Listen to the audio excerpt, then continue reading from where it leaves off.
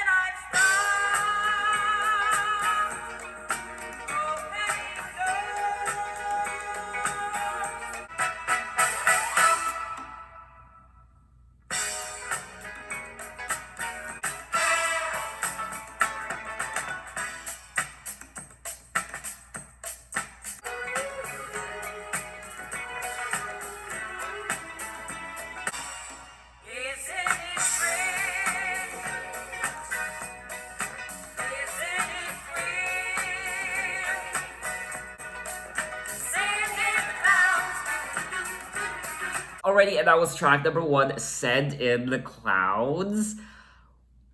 Very interesting. Very interesting. My very first time listening to Grace Jones. That was I was definitely vibing with that song. It was fun. Was it what I was expecting? I don't know what I was expecting, to be honest with you.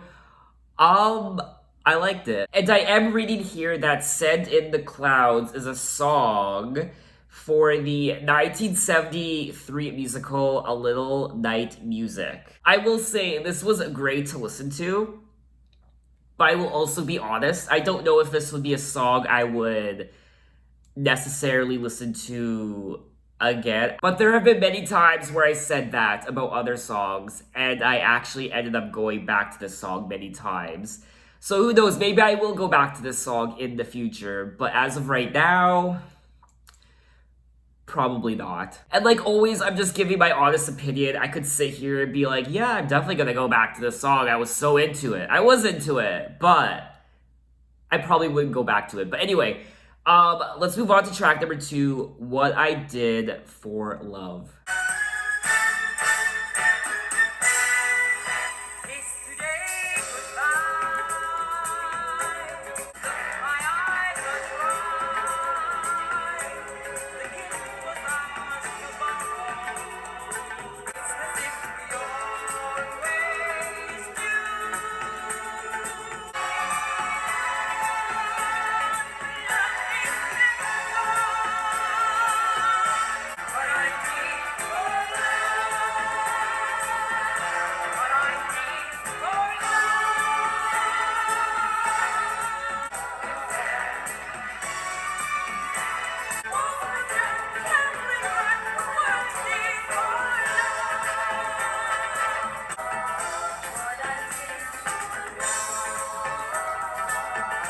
Already, and that was track number 2, What I Did for Love. And I will say, I do like Grace Jones's voice. I think it's really beautiful, and I really enjoy listening to her vocals. However, this is another song I didn't really care for, unfortunately. I'm having a difficult time getting into this album, and I wish I was into this album. I could obviously fake it and pretend, but I can't. I'm just not reacting to this album very well so far. We're 2 tracks in, and I wish there was a better reception to this album. I wish I had a better reception to this album, but I don't, and I'm kind of struggling. I think my issue with the album so far is that in my opinion, it's just boring. And I don't want to say that, but it's just my opinion. I don't know how well received this album was back in 1977. Maybe a lot of people loved it and a lot of people loved dancing to it, but I love dance music. I do like disco, even though I haven't heard many disco songs from the 70s. I've heard a lot of songs inspired by disco music, like I said at the beginning of this video. But I don't really see myself listening to this album in my free time or dancing to it, unfortunately. But anyway, let's move on to track number 3, Tomorrow. Annie!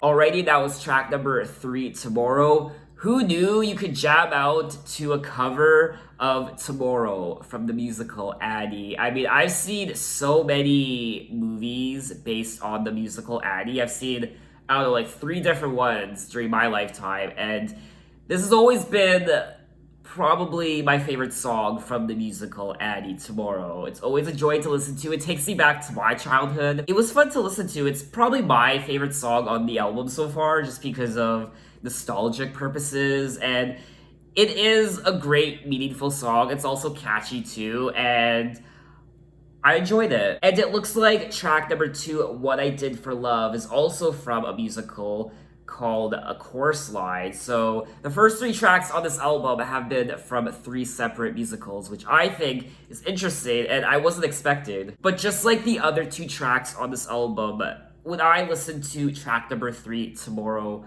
again, I might. I think I would. I wish I was liking this album a bit more, and I wish I was enjoying myself a bit more than I am right now. But anyway, let's move on to track number 4, La Vie en Rose.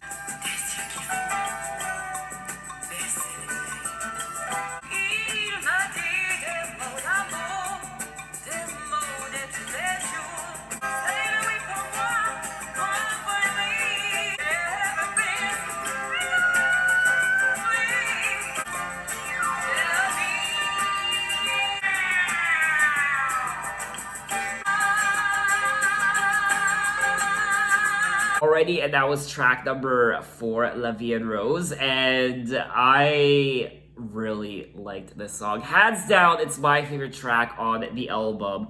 Finally, it really did put a smile on my face, and I remember hearing this song for the first time, not Grace Jones's version, but I remember hearing this song for the first time in A Star Is Born from 2018 with Lady Gaga and Bradley Cooper. Lady Gaga sang this song, and I really did fall in love with this song, and I do love Grace Jones's version as well. And I do love French. I do live in Canada, so we are an English and French speaking nation, and I think French is a very sexy and beautiful language. Just like Spanish, I have a new fascination with Spanish ever since I started my YouTube channel and I started becoming more exposed to Spanish music. Out of the 4 tracks I've listened to already, I think she sounds the best on this track, La Vie en Rose, and I really liked it. I would definitely go back to it. I would definitely listen to it again, even though half the time I don't know what she's singing about. Obviously, I could look it up. I live in Canada. I should be able to read French, but unfortunately I can't. But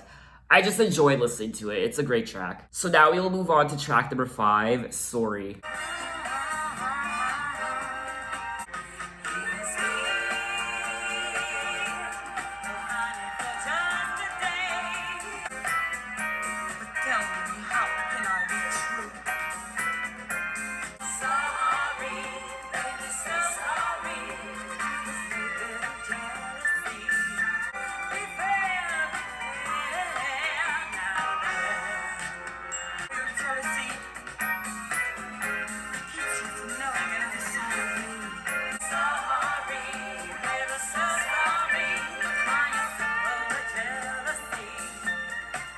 Okay, and that was track number 5, Sorry, and I really actually like this song. I can't even talk. Okay, I need to gather my thoughts together. Okay.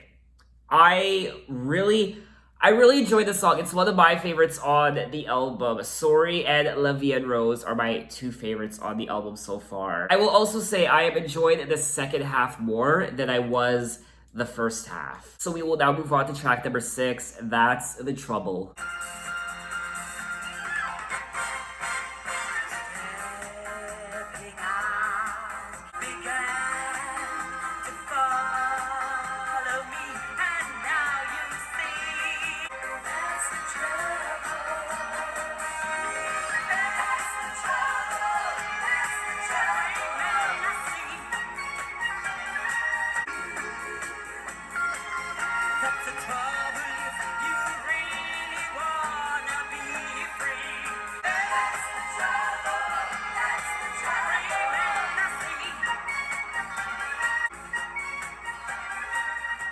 Alrighty, and that was track number 6, That's the Trouble. This was another fun song that got my body moving. I almost didn't want it to end. This is the first time where I didn't want a song to end because I was enjoying myself so much. I wanted to keep going. I think it's because this song is actually much shorter than all the other songs. It's just over 3 minutes. This album is making a comeback, in my opinion. I'm really enjoyed the second half. I am looking at the singles that were released from Portfolio, and the singles released from Portfolio were I Need a Man, Sorry, That's the Trouble, and La Vie en Rose.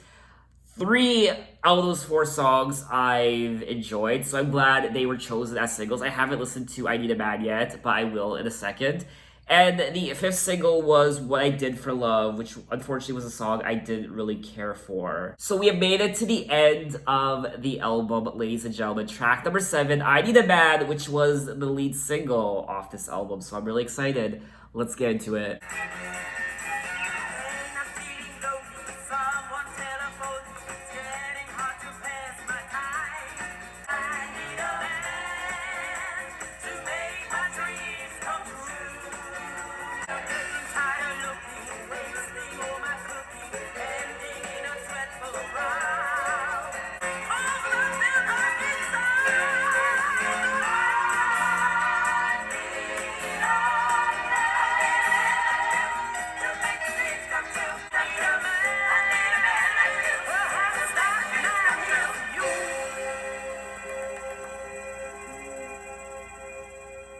Alrighty, and that was the final track of the album, I Need a Man, and I enjoyed this song just like the other 3 tracks I just listened to. It was a lot of fun. It got my body moving, it put a smile on my face, and I liked it. I liked the lyrics in this song. She is singing about being lonely.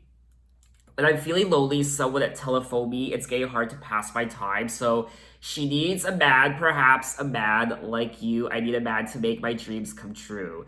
She's tired of wasting her cooking. She's tired of looking. Like she says right here, well, I'm tired of looking, wasting all my cooking, standing a dreadful row. Can't somebody tell me, say to me, or spell me why I'm feeling lonely? I need a man, perhaps a man like you. And then at night, I won't be lonely. I didn't love the song, but I did really enjoy listening to it.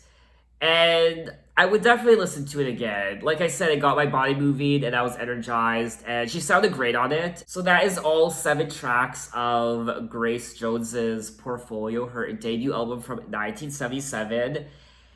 And I didn't know what to expect other than this album would be disco. That's the only thing I really knew about this album going into it, was that it was disco. And I liked the second half. I did really care for tracks number 1 and 2, Send in the Clouds and What I Did for Love. I don't know, maybe I have to listen to them again, but they didn't really stick to me, which was a disappointing way to start out the album. I did like track number 3, Tomorrow, because it is a cover of the Annie musical, and I love Annie. But whether I would go back to it, I don't know, I might, but it definitely started picking up for me with track number 4, La Vie en Rose, and then track number 5, Sorry, and then track number 6, That's the Trouble, and track number 7, I Need a Man. So I liked the middle part towards the last half of the album. I didn't really care for the first half, but I liked the middle part and the second half of the album. This album didn't get my body moving as much as I thought it would because it is disco. It did get my body moving a little bit, as you saw for yourself. I was dancing. And I liked her voice. I love Grace Jones's voice. I think it sounds really good. And this album is kind of introducing me to disco music of the 70s because I haven't listened to any disco music from the 70s yet. This is my very first album. So this is a nice introduction for what is to come. So what did you guys think of the album Portfolio? What are your impressions? What are your favorite songs? Maybe you loved this album. You loved it a lot more than me, perhaps. Tell me why. And I'm excited to go on this Grace Jones discography journey. I definitely want to check out the rest of her albums. I think it will be really exciting. So I think that's all I want to say on the album. Leave a comment. Tell me about other disco albums I should check out. Tell me about other disco musicians I should check out. I know there's a whole bunch of them from the 70s, and there's disco albums from probably the 80s, 90s, 2000s, 2010s.